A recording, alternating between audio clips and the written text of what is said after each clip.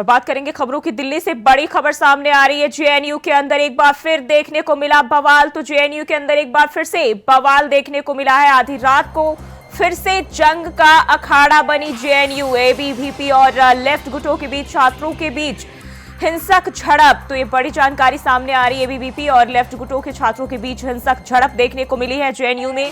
एक दूसरे पर छात्रों ने लगाए आरोप। कुछ लोगों ने साइकिल उठाकर एक दूसरे पर फेंका। तो ये बड़ी जानकारी, जेएनयू के अंदर एक बार फिर से बवाल देखने को मिला है। दिल्ली से जानकारी सामने आ रही है, जहां कुछ लोगों ने इस दौरान जो है साइकिल उठाकर एक दूसरे पर फेंका और आधी रात को जंग का अखाड़ा जेएनयू का कैंपस बना।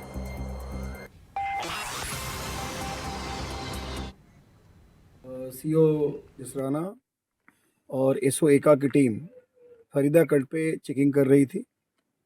एक बाइक पे दो आदमी सवार दिखे, उसको रोक करके चेक करने का प्रयास किया गया। संदिग्ध दिख रहे थे। ये लोग वहाँ पर रुके नहीं और ये लोग फरीदा कट से इधर इस रोड पे जहाँ पे हम सब खड़े हैं, इस रोड की तरफ भागे। इनकी चारों तरफ से घेराबंदी हुई। इन लोगों ने हमारे पुलिस टीम पे अटैक किया। जवाबी कार्रवाई हुई। ये दोनों घायल हुए और उसके बाद इनको तत्काल यहाँ से हॉस्पिटल भिजवाया गया है। इन लोगों के पोजीशन से दो असलहे बरामद हुए हैं। इन लोगों से पूछताछ की गई है। एक का नाम वसीम है, दूसरे का नाम पिंटोली है। तो जेएनयू के अंदर एक बार फिर से बवाल देखने को मिला है, जहां दो छात्र गुटों के बीच हिंसक झड़प हो गई। इस दौरान जो एक बार फिर से जंग का अखाड़ा जो है जेएनयू का कैंपस बना और छात्रों ने एक दूसरे पर आरोप भी लगाए हैं। तो दिल्ली से खबर सामने आ रही है, कुछ लोगों ने साइकिल उठाकर भी एक दूसरे पर फेंका और जेएनयू के छात्रों के बीच एक बार फिर से बवाल देखा जा रहा है।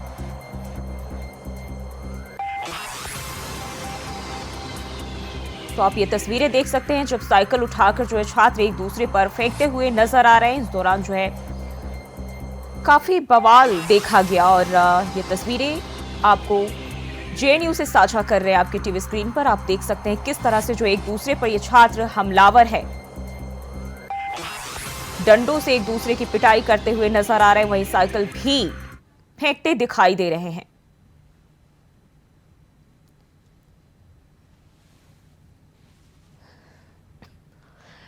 और इसी खबर पर ज्यादा जानकारी के साथ दिल्ली से अजित कुमार हमारे साथ जुड़ गए। अजित, जेएनयू एक बार फिर से जंग का अखाड़ा बनी है, क्या जानकारी है? देखिए, बिल्कुल जो ही बताना चाहूंगा, जेएनयू में एक बार बवाल देखने को मिला है, जहां दो पक्षों में जमकर मारपीट हुई और जमकर हंगामा हुआ। दरअसल बता दूं कि जेएनयू में आने वाले जेएनयू में जो चुनाव है वो छात्र संघ के चुनाव होने हैं और इसी को लेकर के बीते कल यानी गुरुवार को एक जो जनरल बॉडी की मीटिंग होती है, आज जिसे एशियन के तौर पर जाना जाता है, तो वो मीटिंग जेएनयू में जो है कॉलेज स्कूल ऑफ लैंग्वेजेस, इसमें ये मीटिंग हो रही। तो इसी मीटिंग के दौरान में आरोप लगाया जा रहा है कि कुछ ऐसी बातें हुई मंच साझा करने को लेकर के, जिसके बाद एबीवीपी के छात्र और लेफ्ट जो है वो आपस में किसी बात को लेकर के एक दूसरे के ऊपर मारपीट करने लगे। इस दौरान जो कई वीडियो भी सामने आई, जिसकी वीडियो में साफ तौर पर देखा जा सकता है कि किस तरीके से जो छात्र है वो एक दूसरे पर ना केवल लाठी डंडों से बल्कि साइकिल से उठाकर के एक दूसरे को मारते हुए नजर आ रहा है। तो साफ तौर पर दिखाता है कि किस तरीके से एक बार फिर से जो जेएनयू है वो जंग का अखाड़ा बना और यहाँ पर साफ तौर पर ये चीजें देखी जी, और मामले का संज्ञान जो है बताया जा रहा है जिसकी पुलिस को है, बावजूद इसके अभी तक कोई शिकायत नहीं मिली है। देखिए, बिल्कुल इसमें पुलिस को पूरा मामले की जो संज्ञान है वो है, लेकिन अभी जो कानूनी कार्रवाई वो नहीं की जा रही है। और बल्कि इस संबंध में जब हमने जो जिले के डीसी से बात करनी थी, तो उन्होंने भी अभी तक कुछ भी ऑन कैमरा बोलने से साफ तौर पर इनकार कर दिया। तो निश्चित तौर पर कहा जा सकता है कि कहीं ना कहीं जिस तरीके से दो गुटों के बीच में जो ये झड़प देखने को मिली है, तो मामले की संवेदनशीलता को देखते हुए फिलहाल कोई भी बोलने से बचता हुआ जी। अजित, बात करें तो बताया जा रहा है कि 10 फरवरी को भी छात्रों के बीच मारपीट देखने को मिली थी और एक बार उस दौरान भी जो है छात्र घायल हुए थे कुछ छात्र, और एक बार फिर से जो है ऐसा ही नजारा देखा जा रहा है। क्या वजह? बार बार जो है जेएनयू छात्रों के बीच जो मारपीट है, इसको लेकर अक्सर ही चर्चा में रहता है। देखिए, बिल्कुल ये बताना चाहूंगा, ये जो जेएनयू है ये अक्सर जो इस तरह के विवादों में अक्सर देखने को मिलता है। और इसकी बात इस बार फिर से, क्योंकि इससे पहले भी जब मीटिंग हुई थी तो उस दौरान भी इस तरीके की खबरें हैं वो सामने आई थी। और एक बार फिर से जब जो दोबारा से जो जनरल बॉडी की मीटिंग स्कूल ऑफ लैंग्वेजेस में जब मीटिंग हो रही थी तो उस दौरान मंच साझा करने का आरोप लगाया जा रहा है कि मंच साझा नहीं करने दिया गया। हालांकि इलेक्शन को लेकर के ही सारी जो मीटिंग है वो होगी तरीके से चुनाव के दौरान में जो तमाम चीजें की जानी चाहिए उन सब चीजों को लेकर के मीटिंग की जा रही थी। और उसी दौरान मंच साझा करने का आरोप लगाते हुए जो इस चंद पर जो बवाल हुआ वो बीच में मिला है। अजित, बताया जा रहा है लेफ्ट विंग के जो है वो इसे एबीपी के एक साजिश बता रहे हैं, वहीं अगर राइट विंग की बात करें तो वो इसे नक्सली हमला बता रहे हैं। देखिए बिल्कुल एक दूसरे पर जमकर आरोप लगाया जा रहा है। हालांकि वास्तविकता क्या है यह जो जांच का विषय हो, जैसे कि जब जांच इस पर बैठेगी और पुलिस जांच आगे करेगी तो निश्चित तौर पर उसके बाद ही साफ हो पाएगा कि आखिरकार जो असली दोषी है वो कौन है और किसकी वजह से ये पूरा का पूरा जो हिंसक जो कारण कहा जा सकता है कि हिंसक घटना जो हुई वो आखिरकार किस वजह से हुई, किसकी गलती से। हालांकि आरोप ये भी लगाया जा रहा है कि कुछ लोग आए और जो लोग आए वो कॉलेज के छात्र नहीं थे और इसी वजह से वो एक साजिश के तहत ही इस पूरे जो षड्यंत्र के तहत इस पूरे जो हिंसक घटना हो उसको कराया गया है। फिलहाल अब ये जांच का विषय और जांच के बाद ही साफ हो जाएगा कि आखिरकार इस पूरी घटना की सच्चाई क्या है। अजित, 3 छात्रों के मेडिकल कराने की भी खबर आई है, क्या जानकारी इसको लेकर आई है? देखिए कई छात्र इसमें घायल हुए हैं और जब निश्चित तौर पर जिस तरीके से लाठी डंडे बरसाए गए, एक दूसरे पर साइकिल फैंकी गई तो निश्चित तौर पर घायल भी हुए और उन घायलों को जब अस्पताल में उपचार के लिए भर्ती कराया गया।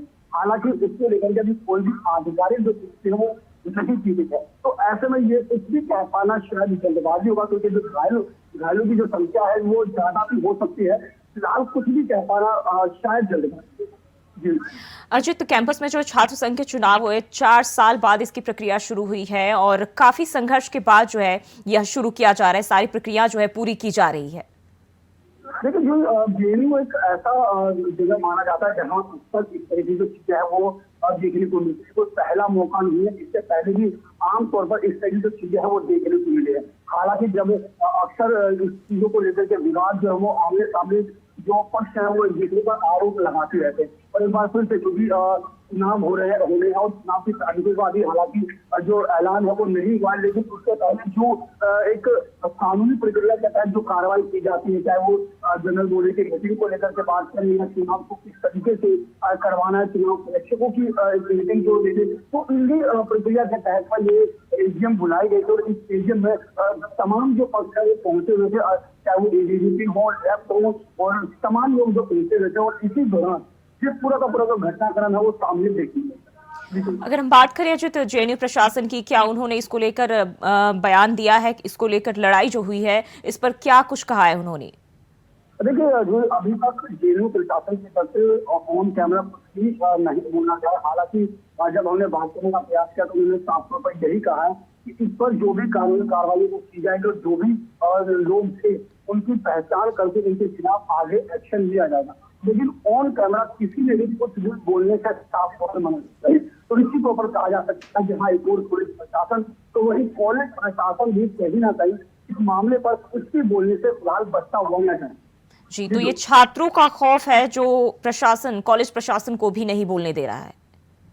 नहीं देखिए जो बिल्कुल, हालांकि छात्रों का खौफ नहीं कहा जा सकता, बल्कि ये जिस तरीके का जो घटनाक्रम हुआ है उसमें साफ तौर पर कहा जा सकता है कि आगे ये जो घटना है वो ना बढ़े, कोई हिंसक घटना आगे ना हो, उसको देखते हुए फिलहाल कोई भी जो अधिकारी है, प्रशासनिक अधिकारी हो, कॉलेज का जो प्रशासन हो, कोई भी कुछ भी बोलने से बच रहा है। फिलहाल हम इसको जो कॉलेज का जो छात्रों का जो खौफ है वो नहीं कहा जा सकता, क्योंकि कोई भी जो प्रशासन हो या कॉलेज परिसर के जो लोग हो वो नहीं चाहेंगे कि ये जो घटनाक्रम है इसमें और आगे बात बने और ये जो जिस तरीके से जो हिंसक घटना हुई इसमें आगे और कोई बड़ी घटना हो जाए, उसी को देखते हुए हर तरीके से सावधानी बरती जा रही है। और जब तक असली लोगों की पहचान नहीं होगी, क्योंकि सबसे बड़ी चीज यह है कि जिस तरीके से आरोप लगाए जा रहे हैं कि आखिरकार जो आया था वो कौन आया था, तो कहीं ना कहीं ये बहुत बड़ी जो घटना है कहा जा सकता है निश्चित तौर पर।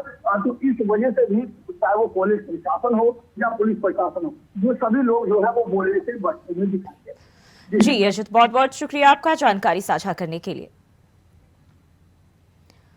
तो जेएनयू के अंदर एक बार फिर से जो है मारपीट हुई, छात्र गुटों के बीच जो है जमकर लाठी डंडे चले। और वही दिल्ली से बड़ी खबर सामने आ रही, बीजेपी मुख्यालय में केंद्रीय चुनाव समिति की हुई बैठक। पीएम मोदी, गृह मंत्री अमित शाह बैठक में रहे मौजूद। रक्षा मंत्री राजनाथ चुनाव समिति बैठक में शामिल हुए। वहीं CM Yogi Adityanath, deputy CM Brajesh Pathak भी इस बैठक में शामिल रहे। डिप्टी सीएम केशव प्रसाद मौर्य, ज्योतिरादित्य सिंधिया भी बैठक का हिस्सा बने। वहीं गोवा के सीएम प्रमोद सावंत, सीएम पुष्कर सिंह धामी बैठक में शामिल हुए। यूपी चुनाव प्रभारी बैजयंत जय पांडा बैठक में मौजूद रहे। सीईसी बैठक में यूपी की लोकसभा सीटों पर मंथन किया गया। यूपी की 50 सीटों को लेकर बैठक में चर्चा हुई। और बढ़ते हैं आगे, मुरादाबाद के थाना सिविल लाइंस इलाके से एक मामला सामने आया है, जहां अवैध शराब कारोबारियों के ठिकाने पर पुलिस ने छापेमारी की है। बता दें कि भारी मात्रा में अवैध शराब और लहन को नष्ट किया गया। बताया जा रहा है कि एसपी के नेतृत्व में कई अवैध शराब भट्टियां भी तोड़ी गई।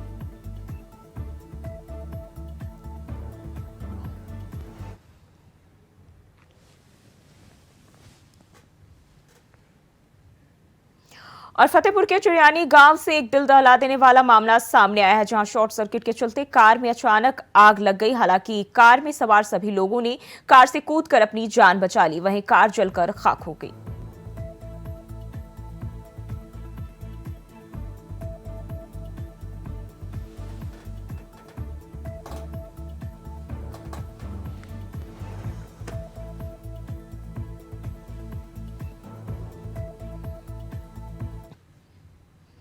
बढ़ते आगे, खबर अमेठी से है, जहां चोरों ने पुलिस को चुनौती दी है। बता दें कि अज्ञात चोर सड़क किनारे खड़ी बाइक की चोरी कर फरार हो गए। वहीं चोरी की वारदात सीसीटीवी कैमरे में कैद हो गई। मामला पीपरपुर थाना क्षेत्र के दुर्गापुर चौराहे के पास का बताया जा रहा है।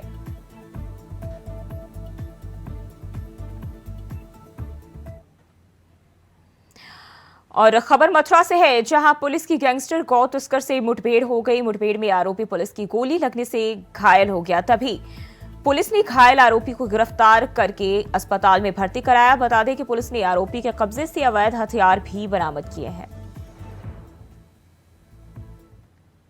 मार्ट पुलिस व तथा एसओजी को बड़ी सफलता हाथ लगी, जब 2 अंतर्राज्यीय गांजा तस्करों को उनके द्वारा मुठभेड़ में गिरफ्तार किया गया। एसओजी तथा थाना मार्ट की पुलिस को काफी दिन से सूचना मिल रही थी कि एक स्कॉर्पियो गाड़ी से विभिन्न स्थानों पर थाना मार्ट क्षेत्र में तथा अन्य जगह पर मथुरा जिले में गांजा सप्लाई हो रहा है। इस सूचना पर आज एसओजी तथा थाना मार्ट की पुलिस के द्वारा एक्सप्रेसवे के निकट चेकिंग आरंभ करी गई। एक स्कॉर्पियो गाड़ी आती हुई दिखाई दी। जब उस स्कॉर्पियो गाड़ी को रोकने का इशारा किया गया तो उसमें बैठे 2 बदमाशों के द्वारा पुलिस टीम पर फायर किया गया। पुलिस टीम के द्वारा भी आत्मरक्षा जवाबी फायरिंग करी गई, जिसमें की गोली उन दोनों बदमाशों के पैर में लगी। पूछताछ पे उन्होंने अपना नाम वीरेंद्र, जो कि नोएडा का रहने वाला है, तथा धर्मेंद्र, जो कि फिरोजाबाद का रहने वाला है, बताया। और खबर हापुड़ से, जहां पुलिस का ऑपरेशन लंगड़ा लगातार जारी है। वहीं ऑपरेशन के दौरान पुलिस और गौ तस्करों के बीच मुठभेड़ हो गई। मुठभेड़ में 2 गौ तस्कर पुलिस की गोली से घायल हो गया और एक गौ तस्कर मौके से फरार हो गया। तभी पुलिस ने घायल गौ तस्करों को अस्पताल में भर्ती कराया। बता दें कि पुलिस ने घायल गौ तस्करों के कब्जे से अवैध हथियार बरामद कर फरार गौ तस्कर की तलाश में जुट गई है। मामला बाबूगढ़ का बताया जा रहा है। तो मुठभेड़ में 2 गौ तस्कर घायल हुए, वहीं एक जो है फरार हो गए। तो पुलिस का लंगड़ा ऑपरेशन जो है वो लगातार जारी है। हापुड़ से खबर सामने आ रही है, जहां पुलिस और गौ तस्करों के बीच मुठभेड़ देखने को मिली और इस दौरान जो है 2 गौ तस्कर जो है पुलिस की गोली लगने से घायल हुए, वहीं एक मौके से फरार हो गए। एक मुखबिर के माध्यम से सूचना प्राप्त हुई कि ग्राम मोहम्मदपुर आजमपुर के जंगल में कुछ गौकस एक गाय को काटने वाले हैं। इस सूचना पर विश्वास करते हुए जब पुलिस पार्टी संबंधित गांव में पहुंची तो उन्होंने देखा कि एक पेड़ के किनारे कुछ गौकस जो है एक गाय को बांध रहे हैं। पुलिस पार्टी के द्वारा जब उनको ललकारा गया तो पुलिस पार्टी पर उन्होंने जानलेवा हमला किया और फायर आर्म से फायर किए। पुलिस पार्टी ने भी आत्मरक्षा जो है उनके ऊपर फायर किया, जिसमें 2 गौकस जो है घायल हुए हैं, उनके पैर में गोली लगी है। एक गौकस जो है अंधेरे का फ़ायदा उठाकर भाग गया है, जिसके लिए जंगल में कॉम्बिंग कराई जा रही है। ये दोनों शातिर बदमाश हैं जिनके ऊपर मेरठ और हापुड़ में गौकशी आदि के मुकदमे पंजीकृत हैं। यह भी जानकारी में आया है कि ये दोनों शातिर गौकश जनपद मेरठ के खरगोदा थाने से भी गौकशी में वंचित हैं। और रुक करते अगली खबर की ओर। फतेहपुर में केंद्रीय मंत्री साध्वी निरंजन ज्योति की स्कॉट गाड़ी में पिकअप ने सामने से टक्कर मार दी, जहां हादसे में दरोगा और बाकी पुलिसकर्मी बाल बाल बच गए। वहीं पिकअप ड्राइवर जो है मौके से फरार हो गया।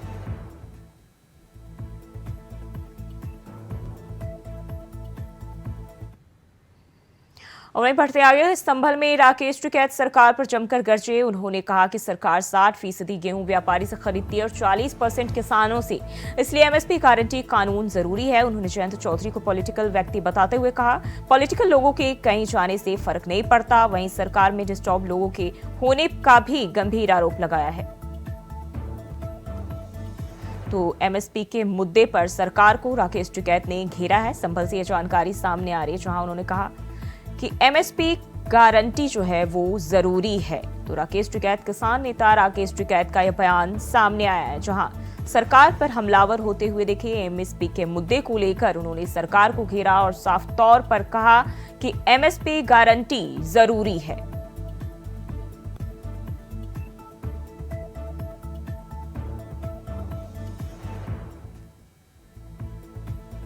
तो सरकार पर जमकर बरसे किसान नेता राकेश टिकैत और साफ तौर पर उन्होंने कहा एमएसपी गारंटी कानून जो है वो जरूरी है।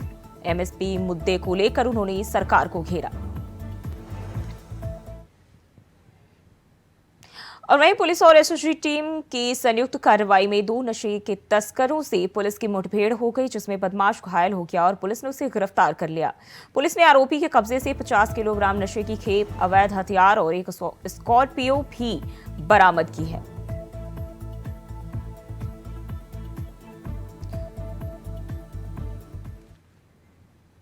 और बुलेटिन में फिलहाल के लिए बस इतना ही। खबरों के लिए बने रहे इंडिया वॉइस के साथ।